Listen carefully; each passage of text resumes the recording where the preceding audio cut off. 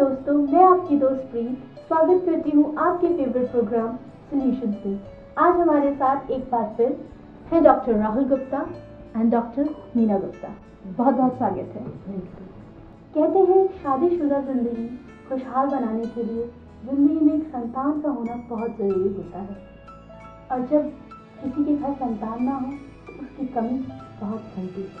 और आज ऐसी ही एक समस्या हम डॉक्टर साहब से डिस्कस करेंगे, संतानहीनता यानी इनफर्टिलिटी। डॉक्टर साहब, ये बताइए आखिर ये इनफर्टिलिटी यानी संतानहीनता है क्या, होती कैसे है?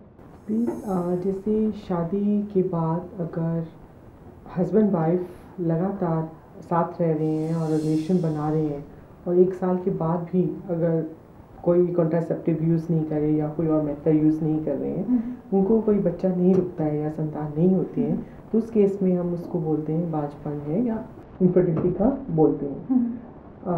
इस केस में जो अगर लेडीज़ की एज 35 या उससे ज़्यादा है तो उस केस में उनको 1 साल की वेट नहीं करनी चाहिए, इवन 6 मंथ तक ट्राई करें। अगर नहीं होता है तो उसके बाद उनको अपना जो है जांच पड़ताल करवा लेनी चाहिए। इनफर्टिलिटी में जहाँ तक देखा जाए मैंस में और वुमेंस में अलग अलग चीज़ें निकलती हैं कि कई बार हम कहते हैं आदमी की वजह से नहीं, और कई बार औरत को भी इस चीज़ का दोष दिया जाता है। फिर जैसे पुराने ज़माने में अगर आप देखेंगे तो पहले अगर इवन आप अभी भी देखेंगे कुछ परसेंटेज केसेस में अगर बच्चा नहीं हो रहा है तो लोग ज़्यादातर औरतों को ही जिम्मेवार कहते हैं कि इसकी वजह से नहीं होता, और कई केसेस में तो आप देखोगे कि वो सेकंड मैरिज भी करवा लेते हैं लोग कि हस्बैंड में कोई प्रॉब्लम नहीं है, हमारे बेटे में कोई प्रॉब्लम नहीं है, बहू में ही प्रॉब्लम है। लेकिन अगर देखा जाए और जांच पड़ताल की जाए तो इसमें इक्वली दोनों पार्टनर रिस्पॉन्सिबल हो सकते हैं। मेल में शुक्राणु कम हो सकते हैं, हो सकता है कि उनकी जो शुक्राणु ही ना बन रहे हो, जो शुक्राणु बन रहे हैं उनकी क्वालिटी अच्छी नहीं है, उतना ही मेल पार्टनर भी रिस्पॉन्सिबल हो सकता है। और इसलिए जब भी ऐसा केस है जिसमें कि ये बच्चा अगर नहीं हो रहा है तो दोनों पार्टनर को डॉक्टर के पास जाना चाहिए और दोनों की ही जांच पड़ताल होनी चाहिए, ताकि जिसमें भी कमी है इसमें मेल फैक्टर भी हो सकता है। कमी जो है वो आदमी में भी हो सकती है, जैसे आदमी में है विषकाणु ना होना या कम होना, और फीमेल फैक्टर भी हो सकता है। उसमें फीमेल से बहुत सी प्रॉब्लम हो सकती है, जैसे अंडे का प्रॉपर्ली ना बनना, बच्चेदानी का डेवलप ना होना, कोई फाइब्रॉइड है, कोई उनको शुगर की प्रॉब्लम है, या कोई थायराइड की प्रॉब्लम है, या और कोई हार्मोन रिलेटेड उनको प्रॉब्लम है, कोई ट्यूब्स ब्लॉकेज हैं। तो बहुत सी इस तरह से फीमेल फैक्टर हो सकते हैं। और कई बार ये भी देखने को मिलता है कि मेल फीमेल दोनों में कोई ऐसा कॉज सारी टेस्ट कराने के बाद, इन्वेस्टिगेशन कराने के बाद कोई कारण नहीं मिलता है, जिसको कि हम अनएक्सप्लेन कहते हैं। तो जरूरत है इनफर्टिलिटी कपल जैसे हमारे पास आते हैं तो हम उनको कहते हैं कि हस्बैंड और वाइफ दोनों ही आएँ। मेल्स में जो है मेल जो वैल्यूएशन होती है वो सिंपल होती है। पहले जनरली मेल्स के टेस्ट किए जाते हैं, जिसमें कि सीमेन एनालिसिस होता है, जिससे एक पूरा बहुत जो है मेल का स्टेटस का पता चल जाता है।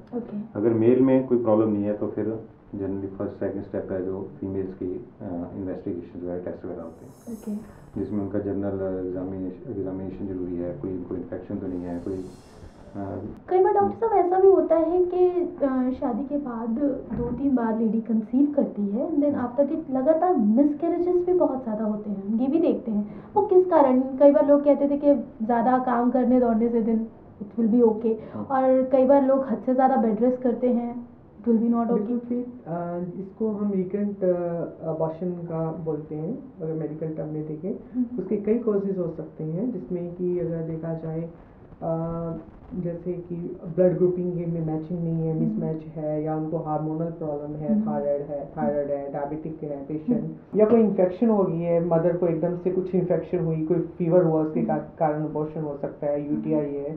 और इसके साथ साथ अगर कई बार जैसे एसटीडीज वगैरह होती हैं, जैसे रूबेला है या कुछ और प्रॉब्लम्स, इन्फेक्शंस होती हैं, जेनेटिक इन्फेक्शंस होती हैं, जिसके कारण की अबॉर्शन हो जाता है। अगर देखा जाए अबॉर्शन को भी हम कहते हैं कि फर्स्ट 3 मंथ्स में हुआ है, या सेकंड के अगर प्रेगनेंसी को देखा जाए 9 मंथ्स की होती है, फर्स्ट 3 मंथ्स या मिडिल के 3 मंथ्स और लास्ट थर्मेस्टर में।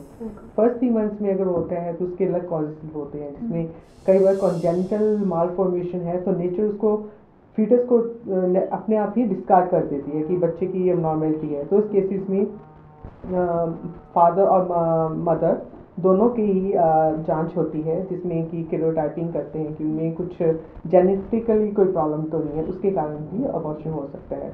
और कई बार क्या होता है कि डेवलपमेंट के कारण जैसे बच्चेदानी की शेप में कुछ प्रॉब्लम है, या उसमें फाइब्रॉइड है, सेप्टम है, या कुछ बच्चेदानी का मुंह है जिसमें सर्विक्स है वो ज़्यादा लंबा है या शॉर्ट है, उसका मुंह खुला तो नहीं रह गया।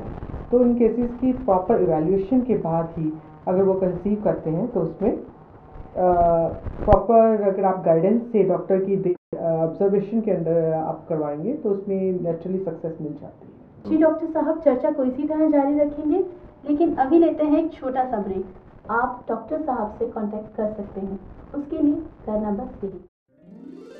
डॉक्टर अशोक गुप्ता से संपर्क करने के लिए एड्रेस है अशोक क्लिनिक, 321 उत्तम house, 2nd floor, near Fatehpuri मस्जिद, Chandni Chowk, Delhi 6। Phone number 011-2391-3008, 23945050।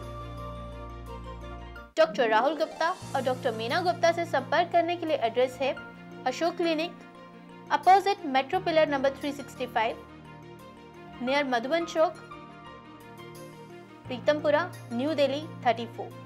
Phone number है 011-27014499।